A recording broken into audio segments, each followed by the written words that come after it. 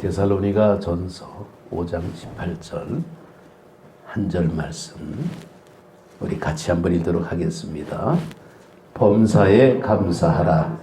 이것이 그리스도 예수 안에서 너희를 향하신 하나님의 뜻이니라. 아멘. 아멘. 네, 할렐루야.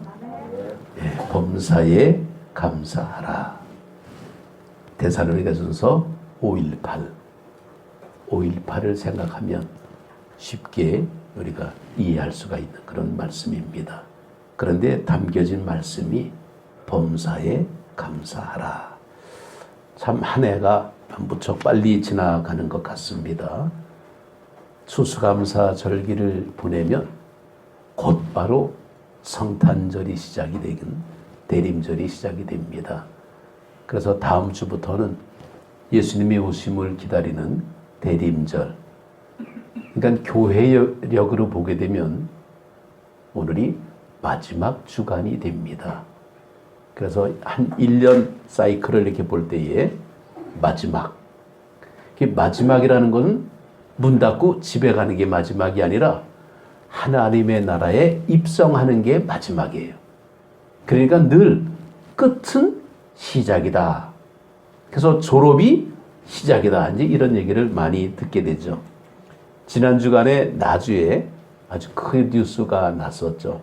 저 세지 쪽에 그 성자기도원이라고 저는 가보진 않았습니다만은 확진자가 참 많이 나와가지고 아주 그냥 나주가 좀 굉장히 좀 비상이 걸렸습니다. 종교시설이라 그래가지고 깜짝 놀랐어요. 저도 처음에는 이게 무슨 교회인가 그래가지고 그럴 리가 없는데 그러다 보니까 나주시연합회에서 발빠르게 확인을 해가지고 연락을 해줬더라고요.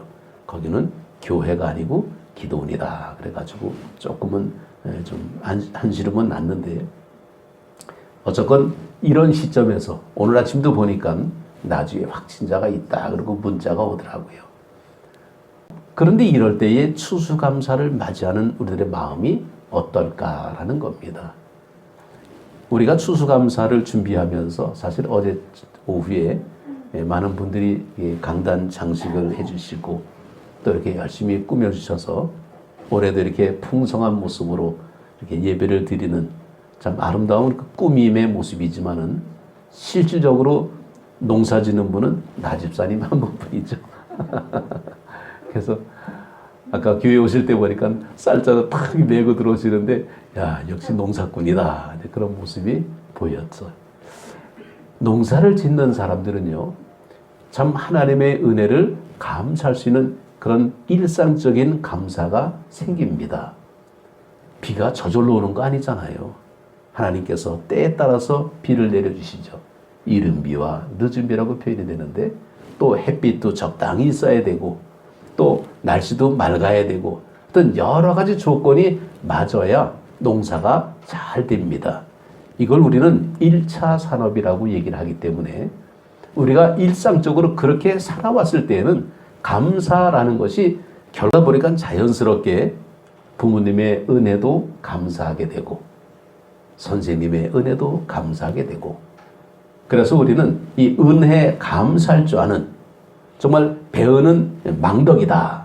그래서 이걸 가지고 인간성이 좋다, 나쁘다 이렇게 판단하는 근거가 된 것이 정말 그 우리들의 사회였는데 요즘 사회는 많이 바뀌어졌습니다.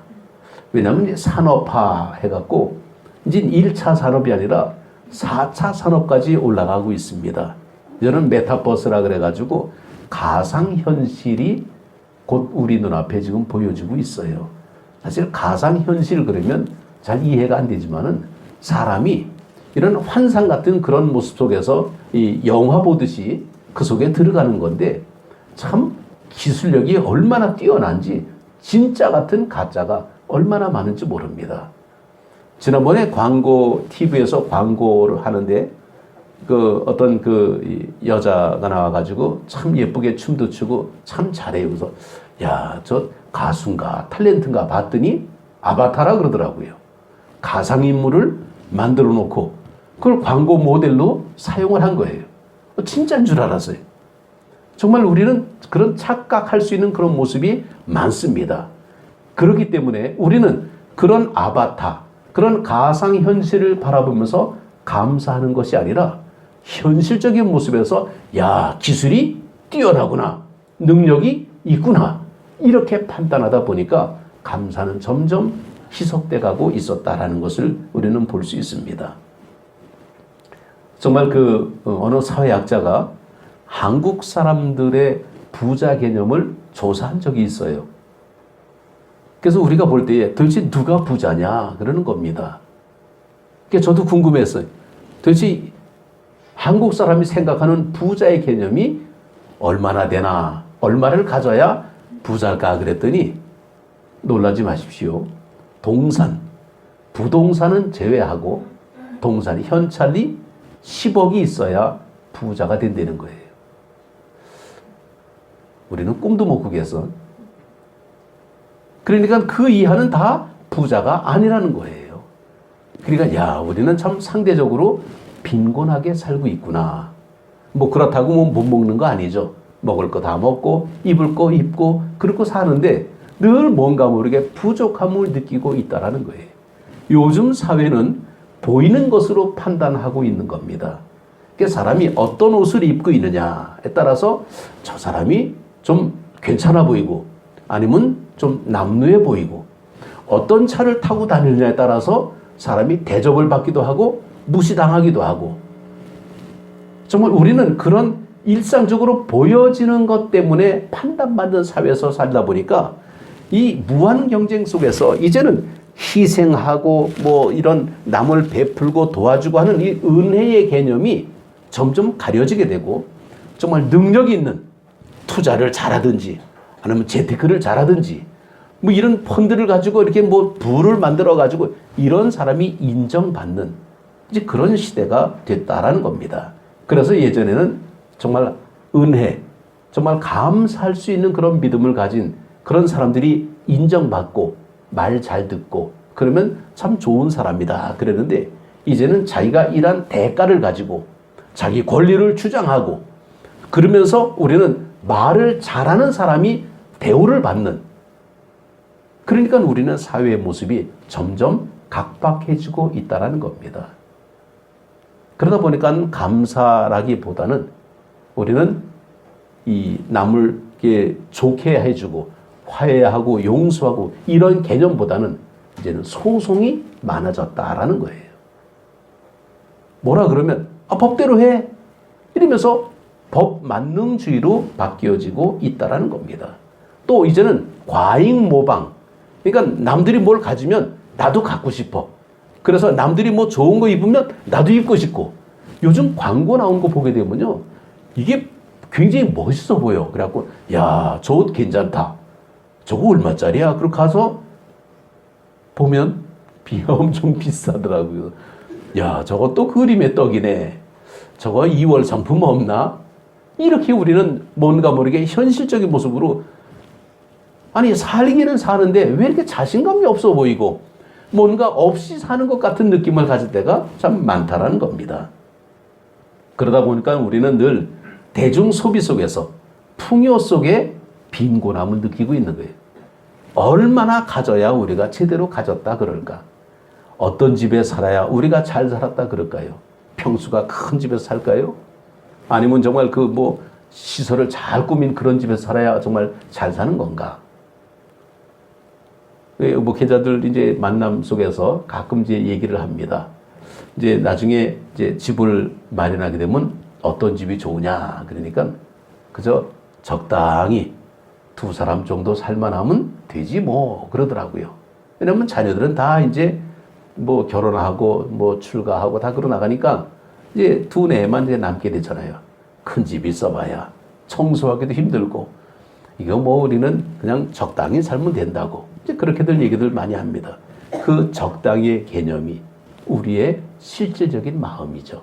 그런데 우리의 현 사회에서 보는 눈높이의 모습은요, 적당히가 상당히 큰 거를 우리가 느낄 수가 있습니다.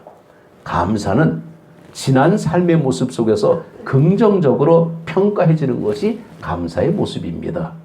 비록 작을지라도 감사는 그래서 추수감사를 맞이하게 되면요, 우리는 농사 짓기 때문에 감사한 것이 아니라 농사를 짓는 그 상황 속에서 얼마나 많은 것을 우리가 찾을 수 있는가가 감사의 모습입니다.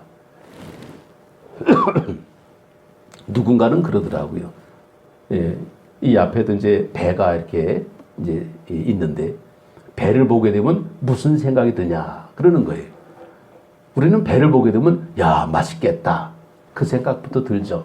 그러나 그 배를 보게 되면 저 배 속에 담겨진 수많은 손길들, 저 배가 자라기까지는 그 많은 시간들, 이런 것들을 좀 찾아보고 그 배 속에 있는 그 많은 담겨진 그것이 안에 결정체가 배 열매로 나타났다는 것을 확인하는 것이 감사라는 겁니다. 그 감사의 출발이 어디냐라는 거예요. 정말 우리가 누군가의 도움이 없이는 살 수가 없었다라는 겁니다. 누군가가 옷을 만들어 줬기 때문에 내가 입을 수가 있는 거죠. 내가 돈이 있으니까 내가 사는 게 아니라 누군가가 옷을 만들어 준 사람이 있으니까 그것을 내가 입을 수 있는 것이 감사라는 겁니다. 고로 이 범사에 감사하자라는 이 말씀의 모습은 늘 매사가 감사한데 이 감사의 초점이 누구냐라는 것 따라서 우리는 마음이 편안해지기도 하고 불안해지기도 합니다. 누군가 대가를 원하면서 뭘 주게 되면요, 받아 먹어도 굉장히 부담스러울 때가 있어요. 왜냐하면 내가 또 되갚아야 돼. 무슨 품앗이 하는 것처럼. 그런데 대가 없이 주는 게 있습니다. 우리는 그것을 은혜라고 얘기하죠. 내가 살아가는 것 하나하나가 내가 정말 잘나서, 내가 능력이 있어서 내가 정말 그렇게 살았는 줄 알았는데 그게 아니라 하나님의 은혜였다라는 것을 우리는 느껴지게 됩니다. 그래서 감사는 저절로 생기는 감정이 아니라는 거예요. 생각하는 행위의 열매가 감사라는 겁니다. 그래서 어떤 교회는 감사 노트를 씁시다 그러는 교회도 있더라고요. 감사 노트를 쓰자. 그러면 우리가 첫째, 감사를 뭘 써야 될까? 첫째 날은 가정을 위해서 찾아내는 감사의 모습. 둘째 날은 뭐 교회에 대해서 감사하는 것 모습. 셋째 날은 뭐 사업에서 감사하는 걸 찾고, 넷째 날은 학교에서 감사하는 걸 찾고, 이런 식으로 감사를 분리해서 보니까 얼마나 많은지 몰라요. 우리 교회 들어오는 로비에 감사나무가 있습니다. 그런데 그 붙이기가 좀 쑥스러운가 봐. 지나가기 때문에. 그런데 이제는 좀 저거를 다시 바꿔야 될 것 같아요. 업그레이드를 좀 해야 될 것 같습니다. 내가 살아온 모든 과정 속에서 정말 감사할 게 뭐가 있을까? 짧게라도 진정한 마음으로 하나 써갖고 스티커를 이렇게 붙이면서 그 감사가 눈에 보이는 감사가 될 때에 나의 눈에 사진이 찍힌다는 겁니다. 그 스티커를 보게 되면요, 자세히 보는지 모르겠지만은 힘내라는 글씨가 참 많아. 힘내, 힘내가 많아. 힘내라는 것은 그만큼 어렵다라는 거죠. 이제는 힘내라기보다는 이제는 감사해라는 것으로 바뀌었으면 좀 좋을 것 같아요. 어린아이는요, 부모가 옆에 있으면 걱정이 없습니다. 감사는 바로 그런 겁니다. 근심 걱정이 감사가 아니라는 겁니다. 하나님을 믿으면 하나님이 다 해결해 주신다라는 거죠. 누가 떠들든지 말든지 애들은 신경 안 써요. 그냥 자기 할 일 하고 놀 거 다 놀고 때 되면 부모 품에 들어가면 다 해결됩니다. 그게 우리의 구원의 확신이에요. 아, 내가 정말 구원받았나? 내가 정말 믿음으로 천국 갈 수 있을까? 엄마 품에 있는 아이는 걱정하지 않는 것처럼 하나님 품에 있는 우리는 걱정할 필요가 없습니다. 좀 부끄러움도 있죠. 창피함도 있습니다. 그러나 그렇다고 우리가 하나님 자녀가 아닙니까? 하나님은 다 알고 계시기 때문에 우리를 품어줍니다. 그래서 베드로전서 5장 7절에도 너희 염려를 다 주께 맡겨라. 그가 너희를 돌보심이라 하고 말씀하고 있습니다. 정말 우리가 예수님을 믿고 열심히 살아가는데 근심하고 있다면 우리는 뭔가 믿음이 부족한 것을 느껴야 됩니다. 평안이 찾아오게 되면 저절로 감사가 시작이 되죠. 그래서 감사는 진정한 믿음으로 출발한다라고 누군가가 말씀하고 있습니다. 실제로 우리가 이 어려움이 있고 좀 그 걱정이 생기게 된다면 아, 내가 믿음이 없구나. 그렇다면 믿어지는 은혜는 뭐냐? 예수님과 동행하는 사람에게는 믿어지는 은혜가 생깁니다. 근데 이 동행이라는 이 표현의 모습이 정말 참 재밌게도 주님을 따라가야 동행이 되는 겁니다. 주님이 우리를 따라오는 게 동행이 아니라는 거예요. 그런데 우리는 내가 중심이 돼가지고 주님이 나와 함께하는 것이 동행인 줄 알아요. 우리가 주님과 함께하는 게 동행입니다. 주님이 우리를 졸졸 따라다니는 주님이 아니에요. 우리가 주님을 졸졸 따라가야 됩니다. 그래서 주님께서 뭐라고 했어요? 나를 따라오라 이렇게 말씀했지 내가 너 따라가마 이렇게 말씀하지 않았습니다. 주님보다 앞서가는 게 뭡니까? 자기 멋대로 살아가는 거죠. 자기 판단으로 살아가는 겁니다. 일 저지르는 겁니다. 물론 하나님이 해결해 주시지만은 그것도 어느 정도지. 너무 많이 일 벌리게 되면 이제 좀 그만해. 그리고 제지가 오갈 때가 있고 때로는 야단이 올 때도 있습니다. 그러니까 가장 영리한 모습은 뭐냐?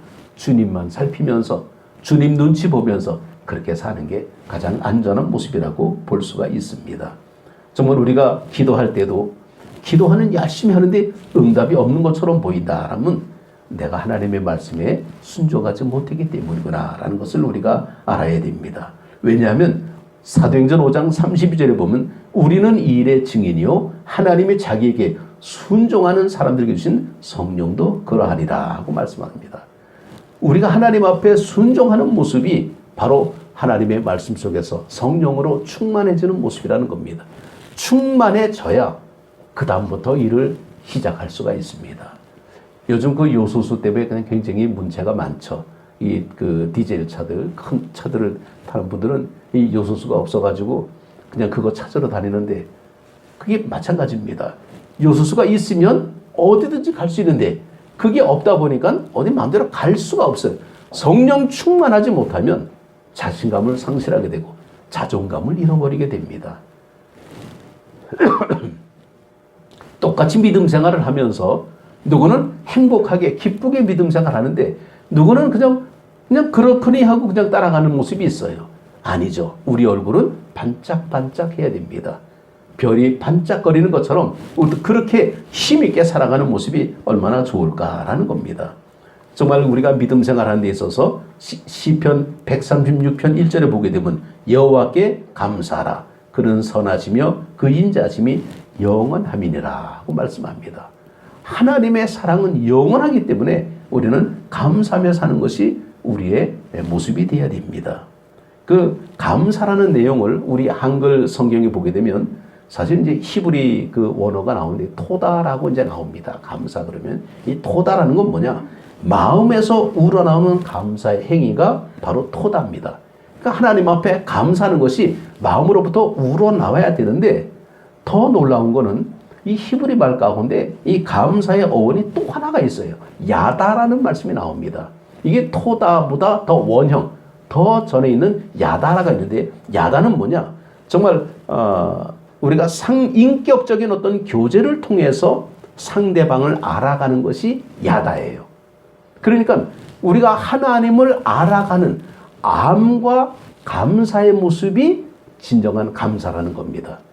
하나님을 알면서 감사하는 것이 이게 얼마나 큰 감사예요. 근데 모르면서 감사하기는 어렵죠. 모르면서 감사하면 위선이 됩니다. 그냥 거칠애가 됩니다. 체면이 되는 거예요. 믿음 생활은 체면이 아니죠. 우리가 주님을 우리가 따라갈 때에 마음에서 우러나오는 그 모습이 정말 하나님을 우리가 진정으로 알고 감사할 때 우리는 벅찬 감정으로 하나님 앞에 감사할 수가 있는 겁니다. 그래서 예언자들도 하나님에 대한 인격적인 체험을 통해서 정말 우리가 감사해야 된다라고 말씀하고 있습니다. 이사야는 하나님을 찾지 않고 제물을 드리는 행위를 이렇게 비판하는 말씀이 이사야 1장 11절에서부터 나오는데 여호와께서 말씀하시되 너희의 무수한 제물이 내게 무엇이 유익하뇨? 나는 수양의 번제와 살찐 짐승의 기름에 배불렸고 나는 숫송아지나 어린 양이나 염소의 피를 기뻐하지 아니하노라. 너희가 내 앞에 보이려 오니 이것을 누가 너희에게 요구하였느냐? 내 마당만 밟을 뿐이니라. 헛된 제물을 내게 다시 가져오지 말라. 분향은 내가 가증히 여기는 바요. 월삭과 안식일과 대회로 모이는 것도 그러하니 성회와 아울러 악을 행하는 것을 내가 견디지 못하겠노라. 이 이사야 선지자는 열심히 유대인들이 제사를 지내는 번제를 드리고 그 살찐 짐승을 갖고 와서 하나님 앞에 제사 지내는 그 모습이 하나님이 기뻐하는 모습이 아니라고 말하고 있습니다. 왜냐하면 그거는 진정한 감사가 아니기 때문이에요. 또 바울은 하나님을 아는 것에 반드시 감사가 이어진다라는 그런 말씀을 조금은 좀 이렇게 표현하고 있습니다. 로마서 1장 12절에 보게 되면 하나님을 알되 하나님을 영화롭게도 아니하며 감사치도 아니하고 오히려 그 생각이 허망해지며 미련한 마음이 어두워졌나니 하고 말씀합니다. 하나님을 알긴 아는데 감사치 않는다. 그러면 우리가 야다라는 이 히브리 말을 보게 되면 정말 하나님을 알아가면서 마음으로 우러나는 그런 감사가 있어야 되는데 하나님을 아는데 감사치 못하고 있는 모습이 나와요. 이거는 바로 뭐냐? 이 야다의 모습은 죄로 인해서 때로는 이것이 소멸될 수 있음을 우리에게 보여주는 거예요. 그러니까 우리가 이 죄를 짐으로 말미암아 하나님 앞에 감사를 잃어버리고 산다라는 겁니다.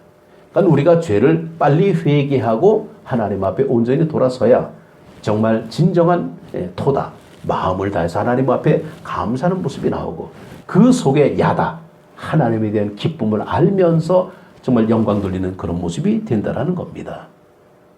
우리는 우리를 만나주신 하나님, 정말 마음속에서 정말 기뻐하면서 감사를 드려야 되는데 슈타인들리스트라는 분이 이런 말을 합니다. 모든 것이 당연하게 여기던 상태에서 깨어나는 순간 우리는 우리를 둘러싼 세상의 놀라운 모습에 눈을 뜨게 된다. 이러한 놀라움은 우리가 감사라고 부르는 충만한 감정의 시작일 뿐이다. 이렇게 말을 하고 있습니다. 모든 것이 당연하게 여기던 그런 상태에서 깨어나는 순간 당연한 게 아니었구나라는 겁니다. 이것이 바로 하나님의 은혜라고 우리는 표현하고 있습니다. 우리는 모든 게 당연한 것처럼 생각할 때가 많죠. 늘 익숙해지게 되면 그러려니 합니다. 그러나 그게 다 하나님의 은혜라는 것을 우리가 알아야 된다는 겁니다.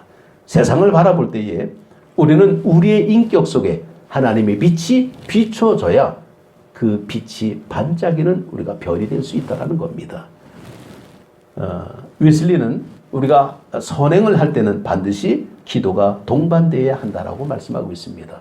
우리가 남을 이렇게 돕고 좋은 일을 행할 때에는 반드시 기도가 동반돼야 된다. 이건 바로 뭐냐면 하나님의 은혜의 빛을 나누는 삶이 돼야지. 하나님의 은혜의 빛이 없이 자기가 나누게 되면 자기만 폼 잡는 인생이 된다는 거예요. 그러면 자기만 과시하게 되고 과시하다 보니까 과장이 되고 과장이 되다 보니까 위선이 된다는 겁니다. 그래서 늘 우리는 행할 때마다 기도를 통해서 우리는 하나님의 빛이 우리에게 전달되지는 도구가 돼야 이게 하나님의 은혜가 흘러가게 되는 것을 볼 수 있다는 겁니다. 그래서 이 감사의 완성을 감사하는 마음이 자기 희생의 삶으로 이어질 때 비로소 완성된다. 감사는 하나님 앞에 뭔가 희생을 통해서 이루어지는 것이 진짜 감사의 모습인데 오늘 제가 이 성찬상을 앞에다가 이렇게 마련을 했습니다. 이 앞에 마련한 것은 앞에 이제 이 추수감사 이게 그 강단 잔식이 있다 보니까 옮기긴 했지만은 이 감사의 모습이 우리가 리터지라고 얘기하는데 이 성찬 예식을 이 리터지의 이 모습을 보게 되면 사실은 영어로 유카리스트라 그럽니다. 성찬 예식을 유카리스트. 근데 이 유카리스트를 헬라 말로 보게 되면요. 본래가 에우카리스테오를 성찬시라 그러는데 이게 우리식으로 해석을 하면 감사하라라는 말이에요. 그러니까 성찬의 의미가 감사하라라는 그러니까 감사가 성찬의 모습으로 초대교회 때부터 시작이 되었다는 것을 볼 수가 있습니다. 그래서 예수님께서 이 오병이어의 축복을 할 때에 떡을 들어 하늘을 향해서 축사하시고 이 축사가 바로 감사의 모습이었다는 겁니다. 하나님 앞에 감사함으로 떡을 나눌 때 5,000명이 먹고 12바구니가 남았다라는 것. 바로 주님의 성찬의 모습은 감사로 시작이 되었다라는 거예요. 우리는 바로 이런 그 감사의 모습. 그래서 영국의 그 작가 아이작 힐턴은 하나님이 거하시는 곳이 두 곳인데 하나는 천국이요, 하나는 감사하는 심령에 하나님이 계시다. 이렇게 말씀을 합니다. 그러니까 우리가 하나님 앞에 감사하게 되면 하나님이 우리와 함께 하신다는 겁니다. 오늘 성찬의 모습이 바로 이 감사로 드려지는 우리의 고백이 돼야 되는데, 얼마 전에 나주고 고등학교 앞에 이렇게 지나가다가 하나 재미난 것은 하나 발견했습니다. 혹시 이 부분을 아시는 분 있습니까? 나주 토백이들은 알 텐데, 나주 고등학교 정문 바로 옆에 있습니다. 옛날 우물이더라고요. 여기 원님샘 그리고 써놨어요. 여기다가. 이게 뭐냐면 옛날에 이 샘이 계속 그렇게 가물어도 물이 계속 올라왔답니다. 그래서 나주 고을 원님이 여기서 물을 떠다 먹었대요. 이 원님샘이라고 이렇게 써붙여 놨더라고요. 그래서 제가 사진을 찍어서, 야, 이게 나중학교 정문 바로 옆에 이런 게 있구나. 샘이 나는데 가물어도 물이 계속 나온다는 거예요. 그게 얼마나 참 신기합니까? 근데 하나님의 은혜가 뭐냐? 우리는 샘 솟는 기쁨이라고 얘기하잖아요. 우리의 은혜는 하나님의 샘 솟는 기쁨입니다. 이 샘 솟는 기쁨을 가지고 감사하는 우리들의 모습. 그래서 우리가 살아가는 것 하나하나가 다 하나님의 손길이요, 하나님의 은혜임을 우리가 기억하면서 감사할 때 우리는 농산 짓진 않아도 이 모든 것이 감사구나. 밥을 먹을 때도 농부의 수고에 감사하면서 먹고, 과일을 먹을 때에도 이 과수원지기의 수고에 감사하면서 먹고, 옷을 입을 때에도 누군가 이것을 만들어준 그 사람에게 고마운 마음을 가지면서 옷을 입기도 하고, 신발을 신기도 하고, 버스를 타기도 하고, 우리가 모든 것 하나하나가 감사의 모습으로 살게 되면 마음이 편안해집니다. 그래서 주님께서 축복기도 하시고, 이것이 감사했다는, 복을 받는 사람은 감사하는 사람입니다. 작건 크건 뭔가 아이들한테 먹을 걸 이렇게 주게 되면요, 감사합니다, 고맙습니다 그러잖아요. 근데 그냥 당연하듯이 받아가면 주기는 줘도 요것 봐라 그러죠. 우리는 하나님 은혜에 감사할 수 있는 성숙한 믿음이 되시기를 주님의 이름으로 축복합니다. 기도드리겠습니다.